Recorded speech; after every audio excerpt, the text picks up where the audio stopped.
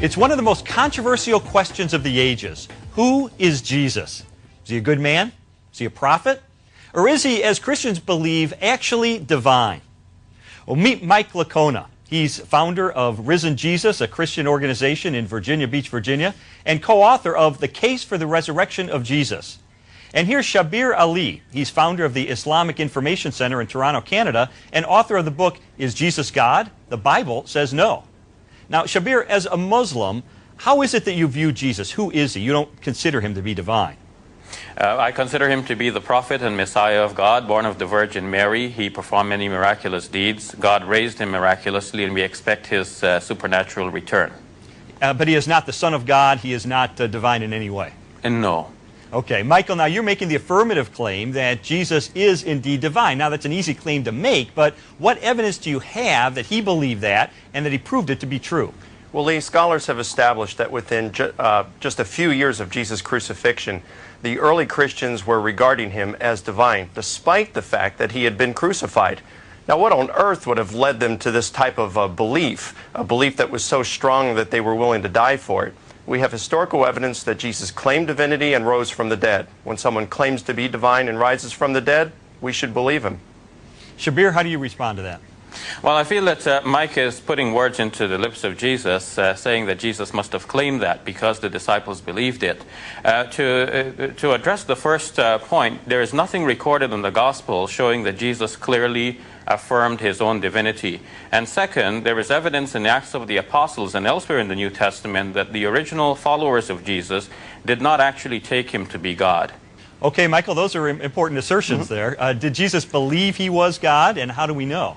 It would seem that he hadn't read the New Testament if he's going to make the statement that the New Testament nowhere has any place where Jesus claimed to be divine. It's filled with those kind of claims. But I think what he's probably referring to are statements that can be historically verified or for which we have good evidence. For example? Well, for example, you've got Mark chapter 14, verses 61 through 64, where Jesus is before the Jewish leaders and the high priest says, "Are you the Messiah, the Son of God?" And Jesus says, "Yes, and you will see the Son of Man coming on the clouds of heaven." That's something in the Old Testament that only God does. "And seated at the right hand of power." In other words, he's claiming to be a co-occupant of God's throne. Shabir, has he convinced you? No, I don't think so, because he's referring to the trial of Jesus before the Jewish Sanhedrin, and this is reported variously in Matthew, Mark, and Luke. In Matthew and Luke's versions, we have it that Jesus did not actually affirm the title. He said, "You are the ones claiming that I am," in essence.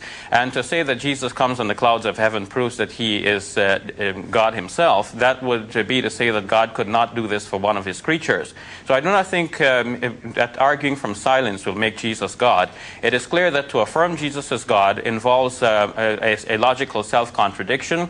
It involves contradiction with the divine scriptures, and it involves also a religious problem. Now, I want to return you to that passage from the trial before the Jewish Sanhedrin. The Sanhedrin asks him, "Are you the Messiah, Son of the living God?" Now, and it says that Jesus said, "I am," in Mark's Gospel, but in Matthew and Luke's account of the same episode, Jesus says, "You say that I am." And unless you can first establish the actual words of Jesus, you cannot build a reasonable commentary on that.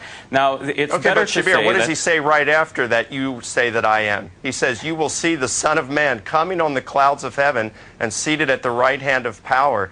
I mean, so these you are have to decide. Are you saying that his divinity is based on his saying "I am," or his saying that he's coming on the clouds of heaven? First of all, there is nothing clouds clear. Of heaven, seated at the right hand of power.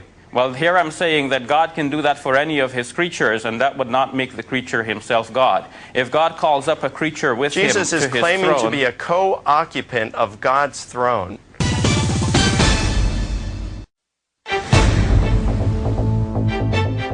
I believe Jesus is God. No, I don't believe Jesus is God. I believe there's a separate... I believe Jesus is the Son of God. I absolutely believe that Jesus is God. I don't think Jesus ever claimed to be God. I think probably he was sort of like a pop star.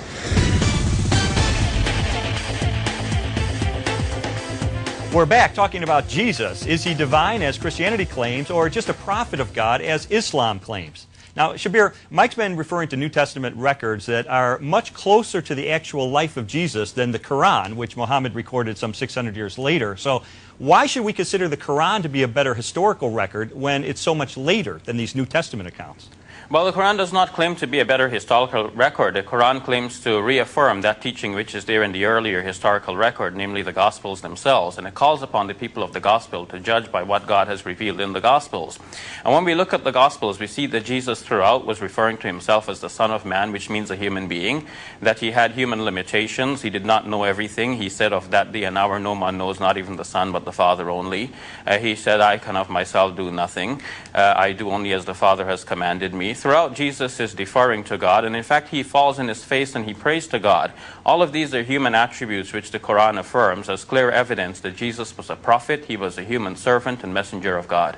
Okay, Michael, those are some very good points that the Quran talks about and refers to in the Gospels. How do you look at the matter? Well, it's how Christians have looked at it from the very beginning, that Jesus had two natures, a divine nature and a human nature. So simply, he had these limitations in his human nature while not in his divine nature. You must have it such that Jesus is completely God and completely man at the same time. That is like saying that something is a square circle. It cannot be both, because to be human means to have limitations. To be divine means to have none. You cannot be limited and unlimited at the same time, unless you're schizophrenic, in which you have two different personalities here. Okay, Michael, is Jesus schizophrenic? Let's answer that question.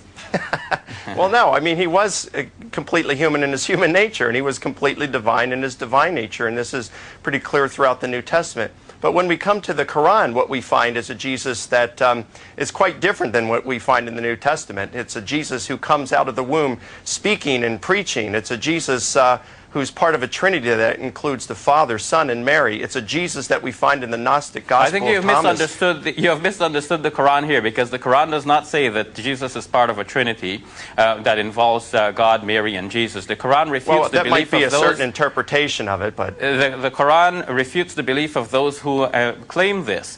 But what the Quran shows clearly is that Jesus cannot be part of a Trinity, because no such thing as a Trinity exists. That God is one throughout the Old Testament and into the New Testament. The word Trinity does not exist in the Bible. This is a later idea. Well, neither does theology, Shabir, but we both believe theology is real. I mean, listen, what we have of the Quran is this. We've got a book that's written 600 years after Jesus, fifth-hand source at best. It's written in a different country, a different culture, in a different language in which Jesus lived. Yeah, Mike, but you're missing the point, because one doesn't need the Quran to affirm that Jesus is a human being and a prophet. The Quran, by affirming that Jesus is a prophet, is not saying something new than what Christians already believe, because the Gospel show that he's a prophet, and Christians, despite believing that Jesus is God, also affirm that he's a prophet. So on that, Christians will agree with the Quran. Shabir, let me ask this then. Where did this idea that Jesus is God come from?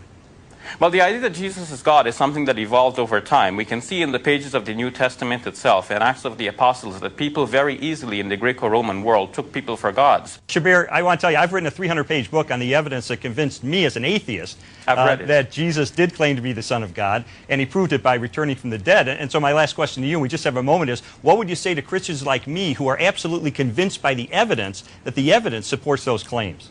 I would say that you have to start by looking at the logical problems with claiming that Jesus is God, and then interpret the scriptures in a reasonable way that does not give rise to these logical problems. Okay. To say that he was God and man at the same time is logically self-contradictory. To say he's one of a Trinity is also to introduce another logical contradiction.